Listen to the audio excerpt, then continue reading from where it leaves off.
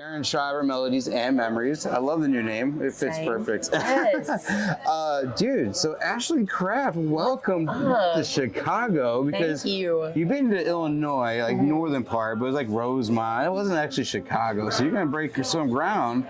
Tonight. For sure. Anything when you come to this area that you look forward to at all? It's so weird. So like I've gotten to not really explore Chicago per se, but I got to come here like one time on a day trip and see like the sights, you know, the downtown stuff. But I don't know, it's so weird. Every time I've come here, there's like this weird pull on me from Chicago. Like I'm not a city girl by any means. I grew up in the country, but here it's just, there's something cool about it. It's Chicago. It's unapologetic. Has a little bit of a country too, some parts of it too. Yeah, and it's diverse. This block does. Next block, I don't know. Yeah, and then I got a country and western bar. Like, sign me up. So we're sitting inside Carol's. We're getting ready to play here tonight. Small little dive bar stage, like I like to call it. Yes. What excites you when you see stages this size, and you know how intimate you can be and engaging you can be with your fans? I've always been a sucker for like the dive bar kind of vibe when it comes to a bar. I worked in a dive bar. I mean, I wouldn't really call it a dive bar, but a honky tonk for about 2 years. I don't know, you can just get a little more up close and personal with everybody. It feels a little more down home and less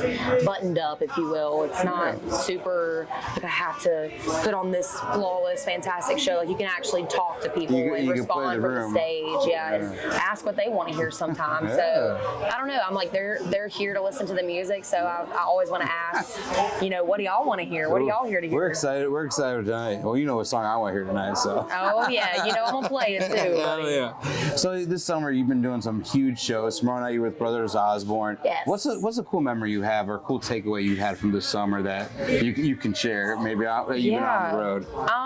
I think for one, just this is gonna be my most busy the busiest summer that I'm ever gonna remember. I feel like we've really busted our butts this year and been all over the place. So there's so many things honestly that we've seen the past couple months over the summer that are brand new to us from the past couple years. You got out west. Yeah, I went to Montana. Montana was beautiful. It was just, it makes you feel grounded, you know. So going out to those western places, it just feels a little more surreal out there for some reason. I'm not used to the landscape. I didn't know how the crowd was going to respond. So, but we've had an overall positive experience everywhere we've been. So I think I'm just always going to remember this year as like a really like down to the bone, working our butts off, getting to see all these new places. Nice. So it's really not one memory. It's so many from this year. You've been busy.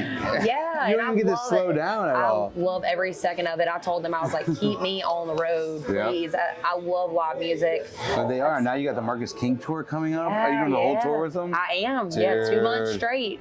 That's going to be awesome. You're going to be playing like right down the street of the Aragon. I don't know if you've seen that place or been to that place. I haven't. They used to call it the Aragon Brawl Room because they used to have, back in the 90s, they'd have these heavy metal shows and they would just, so honestly, whatever happens. It's going to be an awesome room for you. That's going to be so fun. Yeah, I'm excited. We're going to try and make it out to that show and see you that night. So we're definitely excited for that. What else do you have for the rest of the year planned? Any other big things planned going on or even into next year? Well, that you can talk about? Yeah, I mean, hopefully the goal is before we take off on this next tour to get in the studio, record a couple more songs. Nice. I would be recording a million if I could right now, but I'm really happy with the balance that we've had on the road because I think the live crowd is really where you get, you see the actual fruits of your labor, so to speak. Like you see them respond and you kind of learn your way around the stage every night in different places. So that's been really rewarding for us. But yeah, I don't know. I'm excited to stay on the road. We get to go in Vegas. I saw that with Cody Johnson. Yes. And the Ryman. Have you played the Ryman before? Never played the Ryman. So you get 2 nights at the Ryman. 2 nights. Dude. I know. I'm excited. That's pretty cool. That's pretty pressure. Cool. And plus these, Marcus and Neil Francis, I feel like they have such a cool vibe on stage and they can tear up a guitar and keyboard. So I'm going to be little old me, just play my acoustic. And maybe we'll get a Teddy Swims duet soon too. Man, hey, somebody holler at Teddy Swims. I love that guy. Yeah, we're huge. We love the interaction the last couple of days with him, you and him. We're huge Teddy Swims fans too. We love that, how you guys bounce off one another. Yeah. So then when he shared that today, we're like, all right, I know. Let's go. So before we wrap up, we always always like to ask a pod deck question. Our card we pulled earlier was, what 3 things would you leave in a time capsule for people 50 years from now? So there's a couple things we'd probably want in there, but I don't know if it lasts 50 years. I know. Hey, it depends on how tight of a container you have. Well, that would probably be one of my things. I would probably leave a very nicely sealed, somehow make it last for 50 years vacuum joint. seal it. Yeah. Leave them a good joint for 50 years from now. I don't know. I want to say some like cool thrift store item just to represent like my love of all things old and kind of have a story, I guess.